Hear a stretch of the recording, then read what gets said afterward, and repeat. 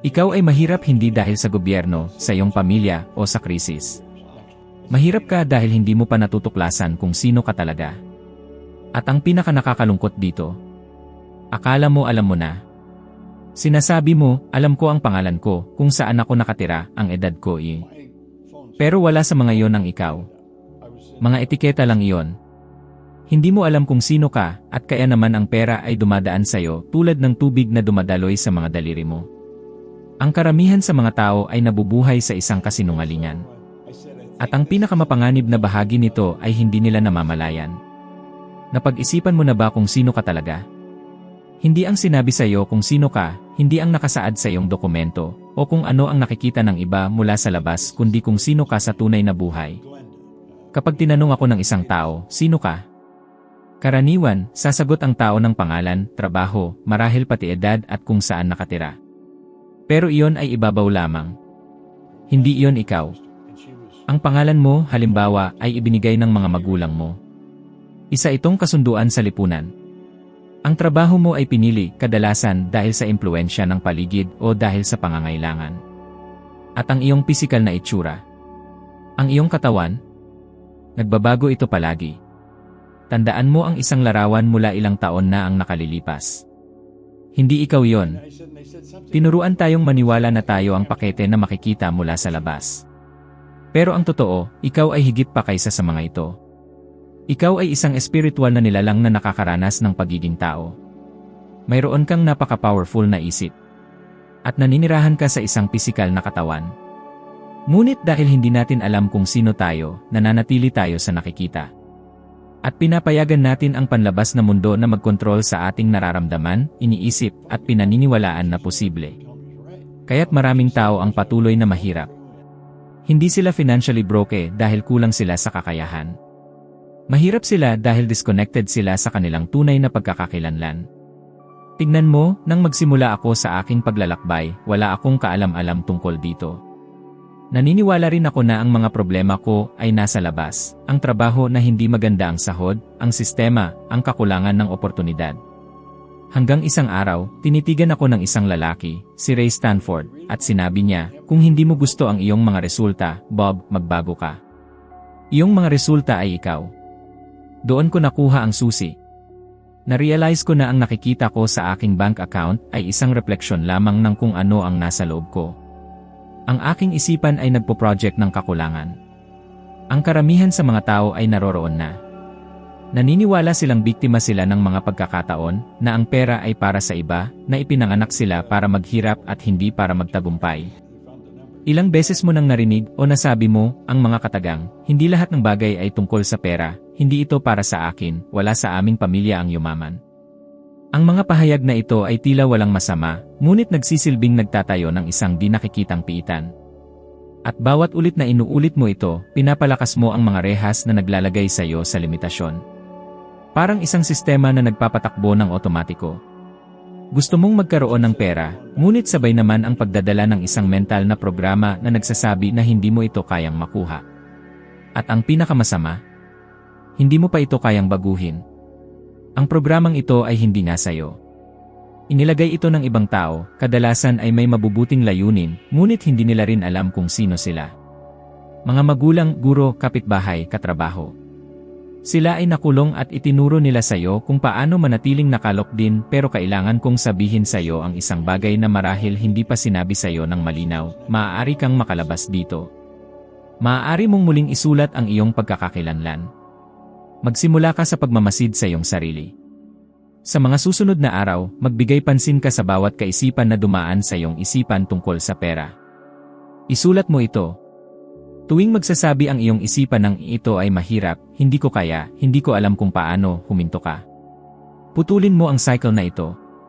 Alam mo ba na ang iyong utak ay hindi alam ang pagkakaiba ng kung ano ang totoo at kung ano ang iniisip lamang na may sapat na lakas? Totoo yan.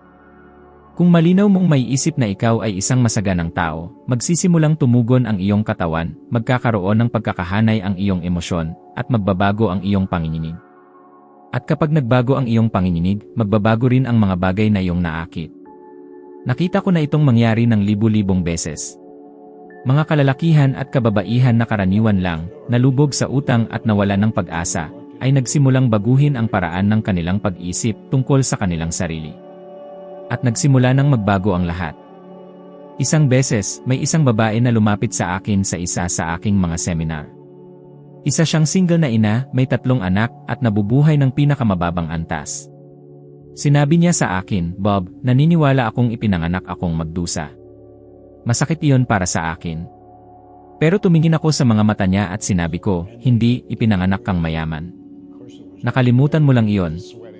Binigyan ko siya ng isang gawain. Sa loob ng 30 araw, kailangan niyang ulitin araw-araw na may emosyon, "Ako ay isang mahalagang tao. Ako ay karapat-dapat. Ako ay masagana." Sa simula, umiiyak siya habang sinasabi ito dahil pakiramdam niya ay kasinungalingan. Pero nagpatuloy siya. 3 buwan ang lumipas, sumulat siya sa akin.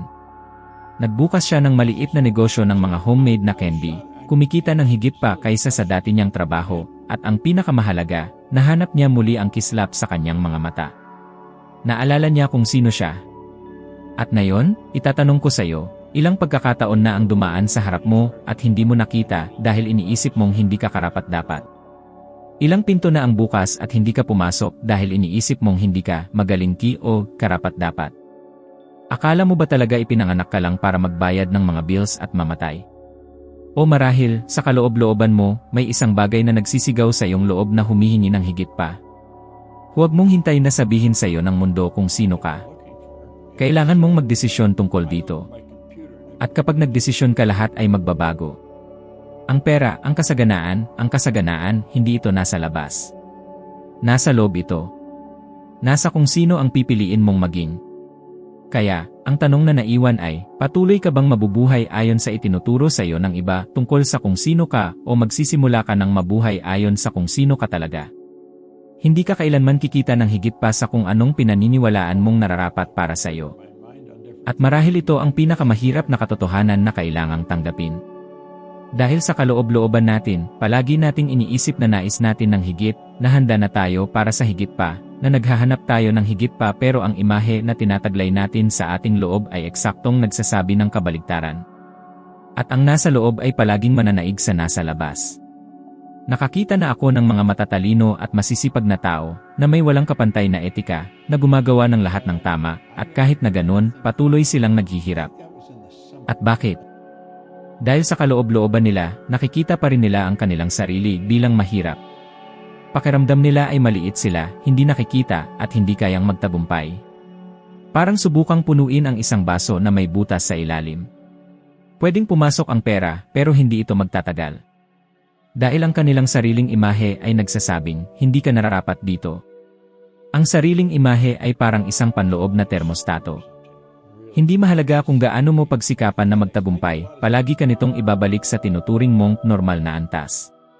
Kung ikaw ay may sariling imahe na ikaw ay isang taong patuloy na nakikipaglaban, nagsusurvive, at laging nasa hangganan kahit na dumating ang isang malaking oportunidad, kahit na kumita ka ng isang hindi inaasahang halaga, ang iyong isipan ay makakahanap ng paraan para ibalik ka sa kung ano ang pamilyar sa iyo. Minsan, magagastos mo ang lahat ng impulsibo. Minsan, magsasabotahin ng relasyon, negosyo, o tatanggihan ang mga pagkakataon ng paglago dahil parang sobra na sa akin. Naranasan ko ito. Noong nagsimula akong kumita ng totoong pera, mas malaki pa kaysa sa inaasahan ko taon na ang nakalipas, may nangyaring kakaiba.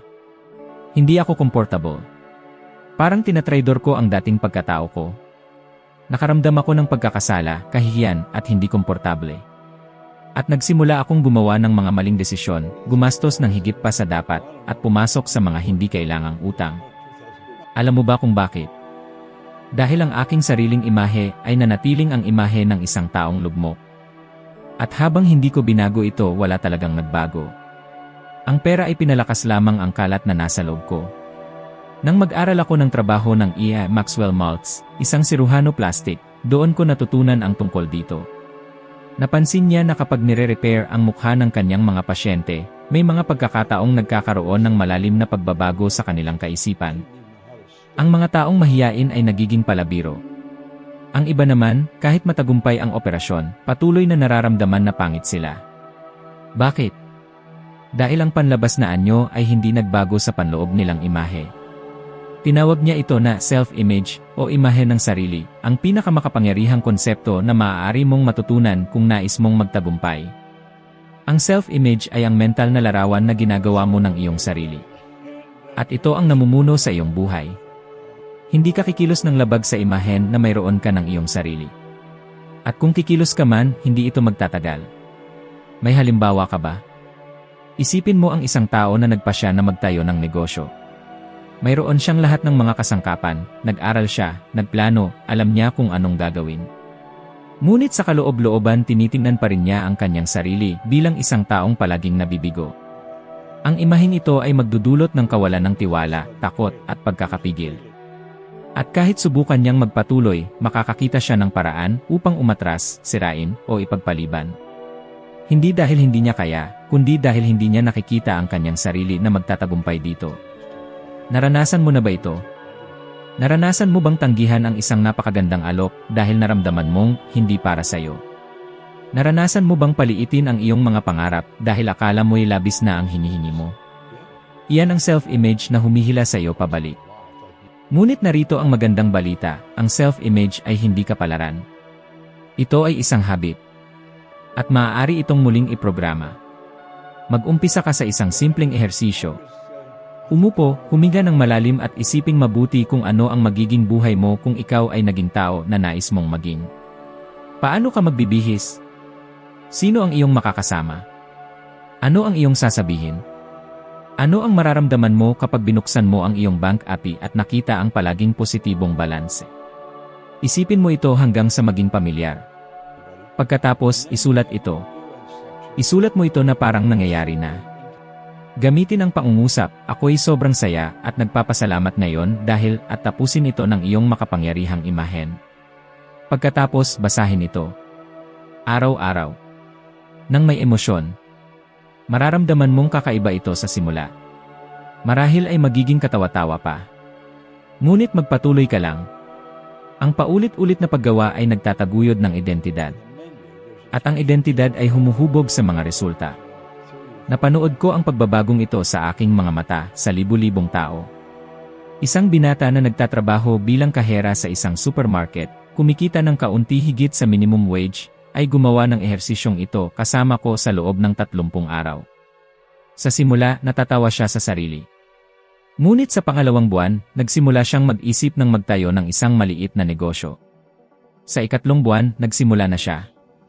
Pagkatapos ng 6 na buwan, kumikita na siya ng 3 beses ng higit pa kaysa sa dati. Ang tanging bagay na nagbago ay ang imahe na mayroon siya ng kanyang sarili. Ang panlabas na mundo ay isang salamin ng imahen na dala mo sa loob. Kung nais mong magkaroon ng higit na pera, mas maraming oportunidad, mas maraming kalayaan. Huwag tumingin sa labas. Tumingin ka sa loob. Kung sino ka ang nagdidikta ng kung ano ang mayroon ka. At ang pinakamahalagang tanong ay, handa ka na bang makita ang iyong sarili kung sino ka talaga? O patuloy ka bang mamumuhay bilang isang limitadong bersyon ng iyong sarili na tinuruan ka ng mundo? Hindi ka ipinanganak na mahirap. Ikaw ay nakondisyon upang maging ganito. Mula nang binuksan mo ang iyong mga mata sa unang pagkakataon, lahat ng narinig, nakita, at naramdaman mo ay nagsimulang itala sa iyong subconscious na isipan, walang filter, walang tanong. At kung karamihan ng impormasyong ito ay galing sa mga tao na nakakaranas din ng kakulangan, ang nai-install na sistema sa iyong isipan ay isang otomatikong sistema ng pag-survive at hindi ng kasaganaan. Napansin mo ba kung gaano kadalas lumaki tayo na naririnig ang mga kasabihang tulad ng, ang pera hindi nagdadala ng kaligayahan, kailangan maghirap para makamit ang kahit ano, wala sa pamilya namin ang yumaman, mas mabuti ng may konti, basta't malusog. Mukhang mga simpleng payo lang, puno ng mabuting intensyon. Ngunit sa katunayan, ito ay mga kodigo. Mga kodigo na unti-unting humuhubog sa iyong paraan ng pag-isip at reaksyon sa mundo. Ang iyong isipan ay katulad ng isang computer. At lahat ng narinig mo noong kabataan mo ay naprogram doon bilang mga absolutong katotohanan. Naniniwala ka ng hindi nagtatanong. At kaya ngayon, kapag sinusubukan mong magbago, may isang bahagi sa iyo na nagbabalik sa dati. Para bang may isang hindi nakikitang puwersa na nagsasabing, hindi para sa iyo yan. Ngunit hindi ito malas. Hindi ito tadhana. Ito ay isang programa. Tinuruan ka na matakot mag-stand out. Na huwag magtanong ng sobra. Na huwag mangarap ng mataas. Dahil ang mangarap ng mataas ay magdudulot ng malaking pagkatalo. Ang mga kasabihang ito ay naging mga hangganan. At ang mga hangganang ito ay naging iyong comfort zone, kahit na hindi ito komportable. May isang pag-aaral akong nabasa noon na nagsasabing higit sa 70% ng mga tao ay paulit-ulit na ginagawa ang parehong financial pattern ng kanilang mga magulang. Hindi ito tungkol sa genetika. Ito ay tungkol sa conditioning. Ang bata ay lumalaki na nakikita ang ama na nagrereklamo tungkol sa mga bayarin, ang ina na nagsasagawa ng mga tricks sa pera, ang buong pamilya na nagtitipid hanggang sa mga pinaka-basic na bagay at iyon ay nagiging isang emotional pattern. Hindi mahalaga kung gaano ka man magsikap, sa ilalim ng lahat, may isang bahagi sa iyo na naniniwala na ito na ang iyong lugar. Ngunit narito ang isang katotohanan na maaaring magbago ng lahat, ang conditioning na ito ay maaaring mabasag. At ang unang hakbang ay ang maging aware dito. Kailangan mong simulan ang pagtatanong sa bawat otomatikong pag-isip na lumalabas kapag ang usapin ay pera. Halimbawa, kapag nakakita ka ng isang taong labis na matagumpay, ano ang unang pumapasok sa iyong isipan? Pagkilala o paghuhusga? Iniisip mo ba, wow, posible rin yan para sa akin, o wala akong paniniwala na nakuha niya ito ng tapat? Ipinapakita nito ang maraming bagay tungkol sa programming na patuloy na tumatakbo sa iyong isipan. Naalala ko ang isang kaganapan sa isa sa mga seminar ko. Isang lalaking nasa 50 taon, masipag at simple, ang lumapit sa akin pagkatapos ng seminar. Siya ay emosyonal. Sinabi niyang palagi niyang iniisip na ang pera ay para lang sa mga ipinanganak na may swerte. Dahil ito ang narinig niya mula sa kanyang ama, mga tiyuhin, at mga kapitbahay. At bitbit niya ang ideyang iyon ng matagal, kaya't kahit minsan ay sumubok siyang magtayo ng negosyo, palaging siya ay nabibigo. Hindi dahil sa kakulangan ng talento, kundi dahil may nagsasabi sa loob niya, hindi ka nababagay dito. Nang araw na yon, naintindihan niya na hindi siya ang may hawak ng boses na yon. Isa itong boses na minana. At nagdesisyon siyang oras na para patagilid ang boses na yon at magsimulang magtayo ng bago. Nagsimula siya sa isang simpleng hakbang, tuwing umaga, bago gawin ang kahit ano, tinitignan niya ang sarili sa salamin at sinasabi, "Ako ay naprogram upang magtagumpay. Ako ay malaya upang magtagumpay." Maaaring magmukhang katawa-tawa sa simula. Ngunit sa paglipas ng panahon, magsisimula ng maniwala ang iyong isipan. At kapag naniwala ang iyong isipan, magbabago ang iyong mundo. Ang pangalawang malakas na impluwensya na nagpapalakas sa negatibong programming na ito ay ang kapaligiran. Tumingin ka sa paligid mo. Sino ang kasama mo araw-araw? Ang mga taong madalas mong kausap, sila ba'y nag-improve o nagrereklamo? Sila ba'y naghahanap ng higit pang buhay o nagsusurvive lang sa araw-araw? Ang kapaligiran ay parang isang tahimik na magneto. Kung ikaw ay kasama ng 5 tao na laging nagsasabi na mahirap ang pera, na ang bansa ay gumuho na ang lahat ay isang scam, hulaan mo kung ano ang magsisimula mong isipin. At narito ang isang mahalagang impormasyon, ipinapakita ng mga pag-aaral sa neuroscience na ang mga tao ay may malalim na instinct na magustuhan makabilang sa isang grupo. Ang mga kilos natin ay madalas ginagaya mula sa grupo na gusto nating mapabilang. Kaya't sa oras na magsimula kang mag-isip ng kakaiba, madalas ay nagkakaroon ng tensyon sa pagitan mo at ng iyong pamilya, ng iyong mga kaibigan, ng iyong karelasyon. Kapag nagbago ang paraan ng iyong pagtingin sa mundo, nakakaramdam ng pangamba ang mga taong nasa paligid mo. Dahil kahit hindi mo sinasadya, ipinapakita mong posible ang ibang paraan ng pamumuhay. At diyan lumilitaw ang tunay na hamon, susundin mo ba ang boses sa loob mo na nagsasabing may mas tama, kahit na hindi ito magustuhan ng iba? O mananatili kang sumusunod sa takbo ng karamihan para lang hindi ka matawag na mayabang? Sasabihin ko ito ng buong paninindigan, ang tunay na kalayaan ay nagsisimula kapag nagkaroon ka ng tapang na suwayin ang sistema na humubog sa'yo. Maaaring lumaki kang pinaniniwala na walang halaga ang edukasyon, na masama ang paghangad ng pera, na ang tagumpay ay para lamang sa mga tuso. Pero ngayon, malinaw na sa'yo na hindi iyon totoo. Isa lang iyong kwento. Isang kwento na paulit-ulit na ikinakalat hanggang sa magmukhang totoo. Pero may kapangyarihan kang lumikha ng bagong kwento. At alam mo kung ano ang pinakakahanga-hanga sa lahat. Kailangan mo lang magpasya. Hindi mo na kailangang hintayin na magbago ang gobyerno, ang ekonomiya, ang pamilya mo, o ang mga kaibigan mo. Kailangan mo lang desisyonan na itigil ang pagiging produkto ng kapaligiran at simulang maging tagapaglikha ng sarili mong kwento. Lahat ng bagay sa paligid mo, lahat ay nagsimula bilang isang imahen sa isipan ng isang tao. Ang upuang inuupuan mo, ang cellphone o computer na gamit mo ngayon, ang bahay mo, ang ilaw sa kisam, ang sasakyan sa kalsada, lahat iyan ay ideya muna bago naging totoo. Iyan ang kapangyarihang hawak natin, kahit hindi natin namamalayan, ang kakayahang bumuo ng katotohanan sa pamamagitan ng pag-isip. Pero habang karamihan ng tao ay ginagamit ang kapangyarihang ito para maglarawan ng kabiguan, pagkakautang, kakulangan at takot, may ilan lamang na piniling gamitin ito para lumikha ng kasaganaan. Hindi ito isang teorya lamang. Ito ay galing sa karanasan, sa praktikal na pag-obserba, sa aktwal na pamumuhay. Kapag naunawaan mong ang isipan ang ugat ng lahat ng realidad, nagsisimula ka ng baguhin ang lahat sa paligid mo. Pero tandaan, hindi lang ito basta positibong pag-isip. Ang totoo, ang positibong pag-isip ay mahina kung sa loob mo ay nananatili kang may takot, may pag-aalinlangan, at mababa ang tingin sa sarili. Kailangan mong matutunang gamitin ang isipan mo sa paraang malinaw, intensyonal, at may direksyon. Dahil ang isipan ay gumagana sa pamamagitan ng mga larawan. Kung sasabihin ko sa iyo ngayon na, huwag mong isipin ang isang pulang mansanas, sigurado akong iyon agad ang maiisip mo. Dahil hindi alam ng isipan ang salitang, huwag, ang naiintindihan lang nito ay larawan. Kaya kapag lagi mong iniisip ang kakulangan, ang takot, ang problema sa utang, ang kawalan, iyan mismo ang binubuo mo. At kung ano ang iniisip mo, iyan din ang ibinabalik sa iyo ng mundo. Para kang nakikinig sa radyo. Kung mali ang istasyon na tinutunton mo, hindi mo maririnig ang kantang gusto mo, gaano mo man ito gustuhin. At ganyan din ang relasyon mo sa pera. Gusto mong yumaman, pero ang utak mo ay nasa dalas ng pangamba. At alam mo ba kung ano ang resulta ng sobrang pag-aalala?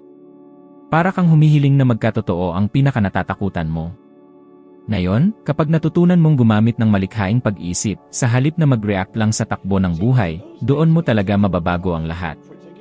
Ang malikhaing pag-iisip ay kapag nililikha mo sa isipan mo ang isang malinaw, tiyak, at emosyonal na imahen ng bagay na nais mo. Inuulit mo ito araw-araw hanggang sa mas maging totoo ito kaysa sa alinlangan mo. Iyan ang eksaktong sinasabi ni Napoleon Hill sa kanyang aklat na Mag-isip at Yumaman Ka, na binabasa ko na ng lampas 20 taon. At alam mo kung bakit paulit-ulit ko itong binabasa.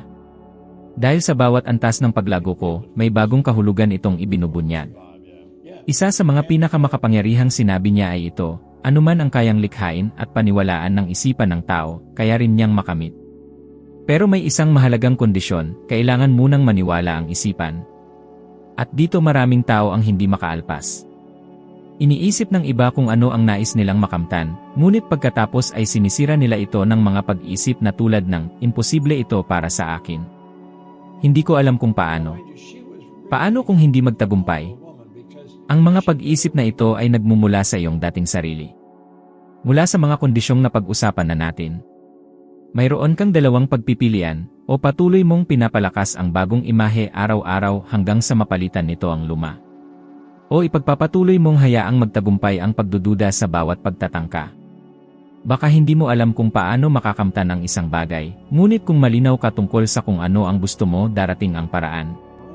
Eksaktong ito ang nangyari sa akin. Dati, ako'y may utang, maraming problema, at walang formal na edukasyon. Ngunit isang araw, nagsulat ako sa isang card. Ako'y labis na masaya, at nagpapasalamat ngayon na kumikita ako ng $75,000 bawat taon. Noong panahong iyon, kumikita lang ako ng 4,000. Parang baliw, di ba? Totoo, ngunit binabasa ko ang card na yon araw-araw. At dahan-dahan, naging pamilyar ang imahe na yon. Kaya pamilyar na nagsimula nang magbago ang aking ugali. Nagkaroon ako ng mga ideya na hindi ko pa naririnig dati. Nagsimula kong makita ang mga oportunidad na hindi ko noon napapansin. At sa isang halos mahiwagang paraan, ngunit ganap na lohikal, ang aking realidad ay nagsimulang magbago upang umayon sa bagong imahe. Kaya mo rin itong gawin. Kumuha ka ng card. Isulat doon kung magkano talaga ang gusto mong kitain. Huwag sabihing maraming pera. Sabihin ang halaga. Isulat sa kasalukuyang panahon na parang nangyayari na.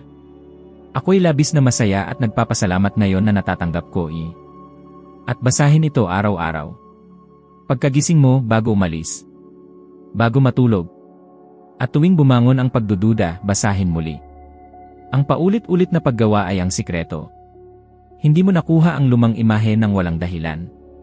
Inulit ito ng libu-libong beses. Ngayon, kailangan mong ulitin ang bagong imahe hanggang sa mapalitan nito ang nakaraan. May mga tao na tatawa sa'yo. Sabihin nila na ito'y para lang sa mga nangangarap. Ngunit tandaan mo kung ano ang sinabi ko. Lahat ay nagsisimula sa isang imahe. Kahit ang pagpunta ng tao sa buwan ay isang iabsurdong pangarap noon. Ngayon, nag-golf na sila roon. At kapag tunay mong naintindihan ito, mapapansin mong hindi ka limitado ng iyong mga pag-aari o ng iyong kaalaman. Limitado ka lamang ng iyong imahinasyon. Kaya, sabihin mo sa akin, anong imahe ang pinapalakas mo ngayon? Yung imahe ng isang tao na nabubuhay lang o ng isang tao na lumilikha? Dahil ang buhay na nais mo naghihintay na sayo. Kailangan mo lang itong itune. Ang iyong buhay ngayon ay isang refleksyon lamang ng iyong paniniwala tungkol sa iyong sarili. Hindi ito tungkol sa mundo, sa swerte, o sa iba. Ikaw ito, sa mga imaheng pinapalakas mo, sa mga pag-isip na inuulit mo, sa mga ideyang tinatanggap mong katotohanan. At mula sa sandaling binago mo ito, magbabago ang lahat. Ngayon na naintindihan mo na ang kapangyarihan na nasa loob mo, huwag tumigil dito.